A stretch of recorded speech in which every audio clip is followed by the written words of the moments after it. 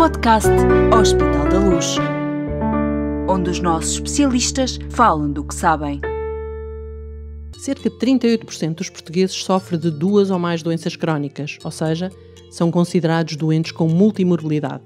Como facilmente se perceberá, estes doentes têm uma maior necessidade de cuidados de saúde, recorrendo com muita frequência quer a cuidados primários, quer a cuidados hospitalares. A recolha e a análise de dados sobre a saúde em geral e, em particular, sobre estes doentes, pode ajudar, no futuro próximo, a identificar padrões na sua condição clínica, de modo a permitir aos médicos uma gestão clínica mais eficiente e assertiva, sobretudo virada para a prevenção, das pessoas com multimorbilidade. 10 minutos de ciência. Bem-vindos a mais um podcast Hospital da Luz. Hoje vamos falar de um projeto de investigação individual que envolve doentes com multimorbilidade e técnicas de aprendizagem automática, ou seja, machine learning.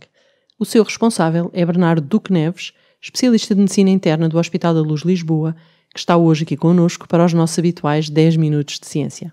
Bem-vindo, obrigada por ter aceitado o nosso convite. Obrigado eu. Bom, o seu projeto de investigação conta com o apoio do Hospital da Luz Learning Health, tem um título que impressiona: a identificação e caracterização de doentes com multimorbilidade usando técnicas de aprendizagem automática. Por favor, explique-nos o que é que isto quer dizer. Ok. Pronto, basicamente o problema da multimorbilidade é algo com que todos nós clínicos nos deparamos todos os dias. Felizmente que hoje em dia vivemos até idades mais avançadas e quer o desenvolvimento da medicina, quer o desenvolvimento da sociedade em geral, felizmente faz com que possamos viver mais, mas ao mesmo tempo vamos acumulando mais doenças crónicas ao longo da vida.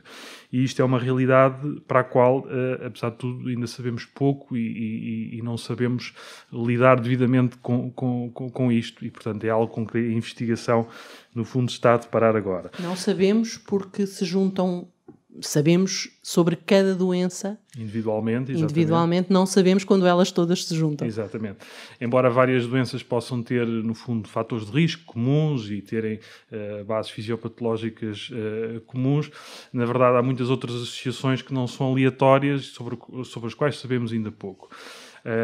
E o que é que isto tem a ver com a aprendizagem automática e com o machine learning? No fundo, a aprendizagem automática é um ramo da inteligência artificial que visa exatamente estudar associações e prever fenómenos a partir dos dados, portanto, aprendendo no fundo as regras através dos dados que observa. E, de facto, nós hoje em saúde temos muitos dados, temos cada vez mais dados sobre as pessoas ao longo do tempo, e isto abre aqui uma oportunidade de poder estudar, no fundo, a evolução das doenças crónicas ao longo do tempo, ao longo da vida das pessoas. Pronto, então é esse o tema central da sua investigação. Exatamente. No fundo, traçar aquilo que é a evolução das doenças crónicas ao longo da vida das pessoas a partir de dados clínicos e de registros clínicos eletrónicos, porque muita da evidência que temos sobre o assunto hoje em dia vem de estudos populacionais que foram feitos num determinado momento e que não avaliam, no fundo, a evolução ao longo da vida e ao longo do tempo. E os cuidados de saúde e os registros nos cuidados de saúde são muito mais finos em termos de caracterizar as várias doenças das pessoas e, portanto, à medida que vamos tendo mais dados ao longo de mais anos, vamos poder analisar isso ao longo do tempo. Mas é uma evolução numa lógica de interação. Sim, de interações que muitas vezes trazem consequências nefastas para as pessoas. Portanto, isto é um problema porque não é só o acumular das doenças. Sabe-se hoje que pessoas que têm várias doenças crónicas têm uma menor sobrevida, portanto, vivem menos anos, têm pior qualidade de vida, têm muito mais interações e necessidade de cuidados de saúde e, portanto, isto é um problema com que os sistemas de saúde se deparam em termos de saber tratar devidamente e identificar estes doentes desde logo. Pois, já percebi então, a razão por que segue esta linha de investigação tem a ver com a procura de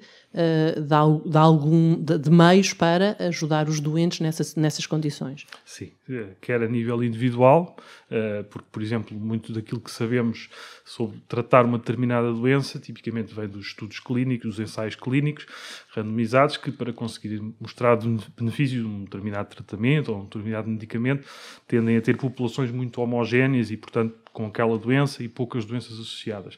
Quando passamos para a prática clínica, depois vemos que os doentes que tratamos trabalhamos no dia-a-dia muitas vezes fogem àqueles doentes que fazem parte dos ensaios, precisamente doentes deste género com várias doenças crónicas, não é? E, portanto, quando passamos para o mundo real, no fundo, vemos que temos doentes diferentes e, portanto, é importante aprender com a experiência do mundo real e com os dados clínicos do mundo real. Para perceber a população que realmente temos e os padrões de doenças crónicas que temos. Sim, se eu ia perguntar se o seu projeto de investigação tem a ver com tratamento de dados, análise de dados, isso significa que envolve quantos doentes, quantas patologias, o que é que estamos a falar, de que universo, qual é a amostra do seu estudo? Sim, no fundo estamos a falar daquilo que hoje em dia é um termo comum, que é o Big Data, não é?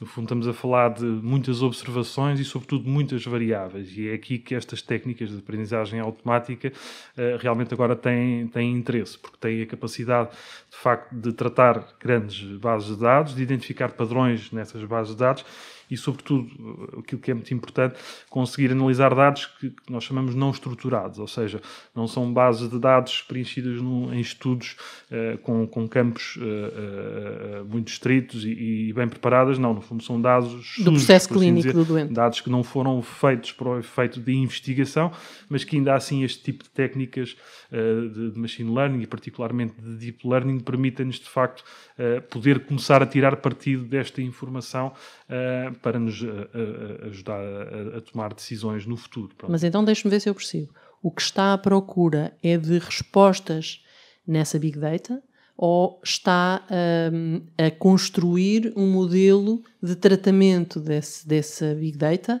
para obter respostas várias no futuro, sejam elas quais forem as que... Estamos ainda numa fase muito inicial, ou seja, estamos na fase ainda de aprender a como tirar partido dos dados que já temos. Obviamente que o final será sempre ajudar-nos a guiar e a tomar decisões para tratar estes doentes, mas estamos ainda numa fase em que queremos tirar partido daquilo que já temos, da informação que já temos. Os dados que existem hoje em dia sobre os cuidados de saúde e a maneira como os doentes interagem com os cuidados de saúde já são muito e se forem analisados já nos permitem tirar uma série de ilações, desde logo caracterizar as associações de doenças que nem isso nós sabemos devidamente. Portanto, ainda voltando então ao universo, estamos a falar de Big Data, onde é que vai buscar esta informação, esta Big Data? Exato. Existem já vários biobancos disponíveis em todo o mundo e várias bases de dados que progressivamente são divulgadas para a comunidade científica para fazer este tipo de estudos, e aqui no Hospital da Luz estamos neste momento também a desenvolver um projeto com alguns parceiros que visa utilizar precisamente dados clínicos, dados utilizados no contexto dos cuidados de saúde, para poder estudar este fenómeno. Portanto, dados que não foram criados para finalidade de investigação, mas que ainda assim têm interesse. Isto é útil não só aqui, mas também como prova de conceito para poder ser reproduzido noutros locais. Já definiram um universo populacional, ou seja, entre que idade e que idade, com que patologias? Sim, interessa-nos sobretudo doentes adultos, tendencialmente doentes mais velhos, embora a multimorbilidade cada vez mais se perceba que é um fenómeno que acontece em fases mais precoces da vida e, portanto, não necessariamente em doentes mais idosos, e vamos cingir às doenças crónicas mais prevalentes, por uma questão de ter número para poder estudar, obviamente. Que são? A diabetes, as doenças cardiovasculares, a doença oncológica, que muitas vezes também já é uma doença crónica, por aí fora. No final do seu projeto, o que é que aspira conseguir? A que conclusão é que vai chegar e que benefícios é que espera que os doentes retirem dessas conclusões? Sim. Desde logo, compreender melhor este fenómeno, compreender melhor as associações entre as doenças, para no futuro podermos ser mais preventivos, ou seja, perceber o que é que são as trajetórias e o que é a evolução de uma doença crónica que começa por ser uma e que, passados décadas, surge uma sucessão delas, não é? E, portanto, a ideia deste projeto é uma pequena contribuição para uma área que é relativamente recente, que é a análise de dados neste contexto, para poder, no futuro, ajudar-nos a guiar, tomarmos decisões clínicas e, sobretudo, sermos mais preventivos. Perceberem que doença é que existe realmente um risco maior de vir e contrair uma segunda ou uma terceira doença e o que é que podemos fazer para modificar essa história natural. É aí que, obviamente, queremos chegar no futuro. Muito bem, Dr. Bernardo.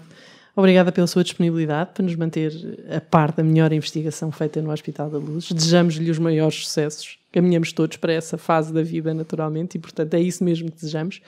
Nós e todos aqueles que um dia poderão beneficiar desses resultados do seu estudo, que, como percebemos, tem a tecnologia como grande aliada. Quanto a si, que acompanhou estes Minutos de Ciência, prometemos voltar com novos podcasts e com mais informação sobre a investigação clínica que tem a marca Hospital da Luz. Até breve.